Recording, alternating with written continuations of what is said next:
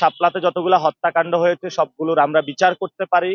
আমরা এখানে মানুষের যে প্রাথমিক যে সমস্যাগুলো রয়েছে, নিরাপদ একটি নগরী প্রতিষ্ঠা করতে পারি। যদি এখানে নিরাপদ নগরী থাকতো তাহলে শহীদ ওসমান হাদি ভাইয়ের খুন হওয়ার প্রশ্ন আসতো না। আপনারা জানেন, যারা এখানে ঢাকা বিশ্ববিদ্যালয়ে পড়াশোনা করে, বিভিন্ন কলেজে পড়াশোনা করে, আপনারা আদরের সন্তানকে অনেক কষ্ট করে পাঠিয়েছেন, পড়াশোনা শেষ করে একটা চাকরি পাচ্ছে না। দেশে হলো বৈষম্য সৃষ্টি করা হয়েছে।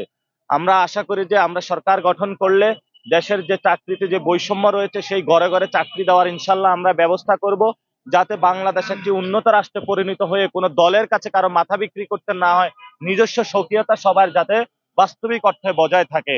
প্রিয় ভাইয়েরা, আপনারা জানেন যে এখানে বায়তুল মোকাররমের আশেপাশে বিভিন্ন দোকান দখল করা হয়েছে, দোকান থেকে চাঁদা নেওয়া হয়ে থাকে।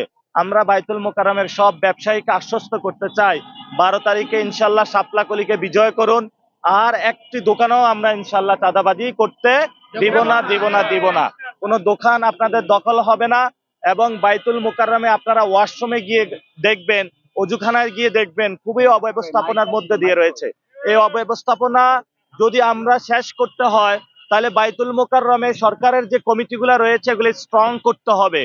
এই বা ইসলামিক ফাউন্ডেশনকে আমরা শুধু চাঁদ দেখা কমিটি রাখবো না, ইসলামিক ফাউন্ডেশনকে বাংলাদেশের একটি কার্যকরী প্রতিষ্ঠান হিসাবে আমরা গড়ে তুলবো বাংলাদেশে।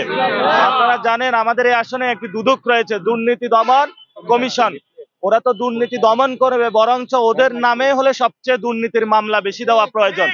কারণ জনগণের টাকা নিয়ে যারা ঋণ খেলাপি করেছে, দ্বৈত নাগরিক হয়েছে, তারা বাংলাদেশে যে ধরনের রাজত্ব কায়েম করতেছে, আমরা দুদকের মাধ্যমে শক্তিশালী করে দুদককে এই ধরনের ব্যবস্থাকে বাংলাদেশে চিরতরে নিশ্চিহ্ন করে দেবে ইনশাআল্লাহ। আমাদেরকে বলা হয়ে থাকে যে আমরা নাকি নারী